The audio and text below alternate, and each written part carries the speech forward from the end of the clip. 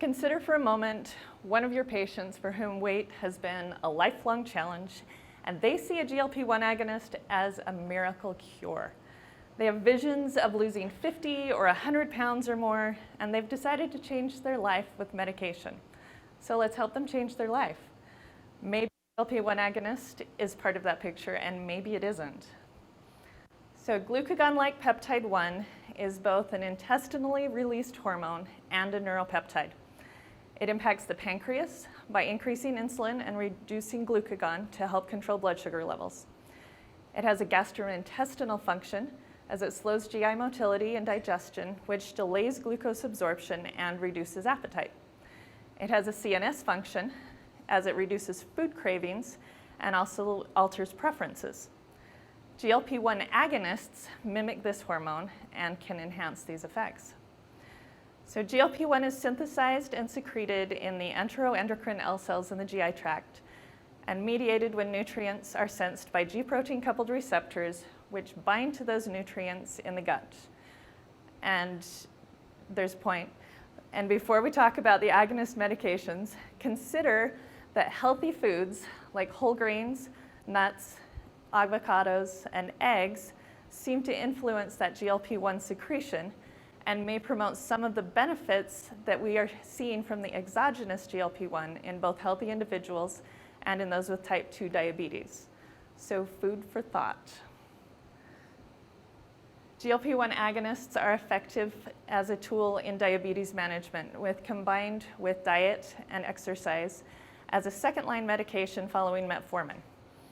They can also facilitate weight loss and appetite suppression to help better support self-control while people are learning how to make lifestyle changes. That's where these medications shine. The people dealing with diabetes and obesity who are always hungry, constantly think about food, and struggle with cravings. That's a better option for many than meds like the sulfonylureas and insulin, which can cause weight gain. Our challenge is that GLP-1 agonists are tempting to use as a substitute for healthy behaviors. Lose weight without work, right? Great. But without the work, the impacts are less likely to stick. And then they can also be harmful. So cutting intake without increasing nutrient density leads to micronutrient, fiber, and protein deficiencies. So in other words, malnutrition. With the drug-induced loss of appetite comes not only fat loss, but also muscle loss. And poor protein intake will make that worse, especially in older patients. Exercise increases the efficacy and the production of endogenous GLP-1 in healthy and obese individuals, while decreasing GLP-1 resistance in people with type 2 diabetes.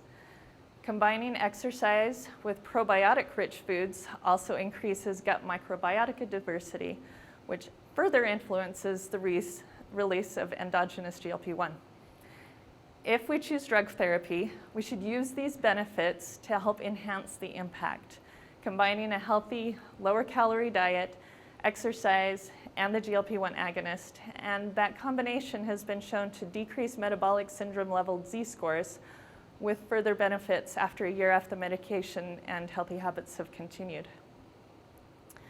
There's a study that examined GLP-1 agonist weight loss that started patients on a low-calorie diet, and as you can see, that was a good chunk of where the weight loss was, followed by a treatment phase with either a placebo, exercise alone, liraglutide, or a combination of exercise and liraglutide. All the groups lost weight, again, primarily during that diet phase. And then during the treatment phase, those with liraglutide and the combination of liraglutide and exercise lost the most weight. In the year post-treatment, the liraglutide and exercise group best maintained that weight loss. That's where we want people to be if they're using these tools, changing their lifestyles for longevity. I don't see the people with fairy tale results. I see people who tried the meds and struggled. So I want to share a few experiences from my patients too. Joe's A1C went from 11.3 to 6.8, and he dropped 20 pounds in 2 months on his GLP-1 agonist, and then he had surgery.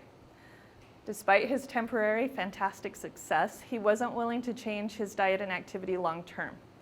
He returned to his previous habits after the surgery, after the medication was discontinued, and within a few months, he had regained 15 pounds and his A1C went back up. In other cases, GLP-1 agonists are simply not helpful. Sandy had obesity, but she does not overeat.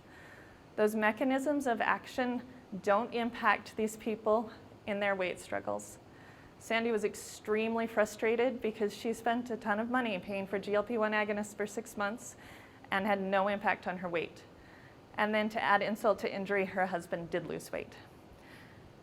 And there's another patient, Anne, who had a similar experience, but hers was 9 months on meds with an extremely kind of dangerously low intake and absolutely no impact on her weight.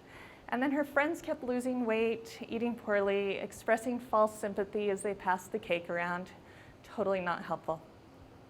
For people like Sandy and Anne, we have people who are just often not eating enough to meet their nutrient needs, and they have continued obesity.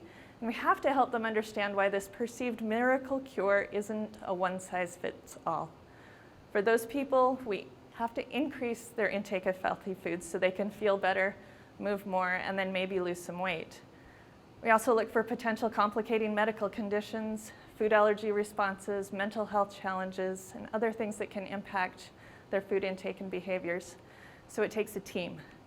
And unfortunately, there's still not a guarantee, as we don't understand everything about the modern obesity epidemic. Another issue to consider with the GLP-1 agonists are the side effects. On the bad side, it isn't just a month of potential nausea and vomiting with the dose adjustments, but risks of more complex and lifelong issues like gastroparesis, cholecystitis, pancreatitis, and thyroid cancer. In pre-existing depression or anxiety, suicidal thoughts can increase. There can be positive side effects too. They've seen some cardiovascular benefits, potential neuroprotective effects, and possible positive impacts on pain. There are decreases in cerebral spinal fluid, which can help treat idiopathic intracranial hypertension, but with abrupt cessation of a GLP-1, for example, insurance stops paying, it can also cause intracranial hypertension. We don't know enough yet about other potential side effects, and one area of particular concern to me is the impact on individuals with eating disorders. This is not simple, and identifying how to balance costs, efficacy, benefits, and risks is an ongoing challenge. Developing healthy habits can be difficult. We all know that. This is why people are so eager for a way to bypass those challenges. We all need to help all of our patients see the bigger picture for lifelong wellness and help them create healthy habits, and for some, maybe with the support of a medication or a procedure. And while considering our patients, consider our own habits and lifestyle and self-care. We are essentially in a huge real-world evidence trial. 12% of US adults have taken, and 6% of adults are currently using these GLP-1 agonists. That's over 15 million people. Consider that as opposed to research data, real-world data shows only about a 2.2% average weight loss. Even for those with insurance coverage, over half say they are using the medication despite not being able to really afford it. And since obesity rates increase as income decreases, we have many who can afford neither healthy food nor these medications. A GLP-1 agonist may be one possible tool, but it shouldn't be the only tool. We need to work together to provide the education, resources, and support to help our community members to make incremental changes and develop habits that will stick with them long after a course of medications. Let's consider the why for choices and how those choices impact our lives and longevity. And here are a few references. Thank you.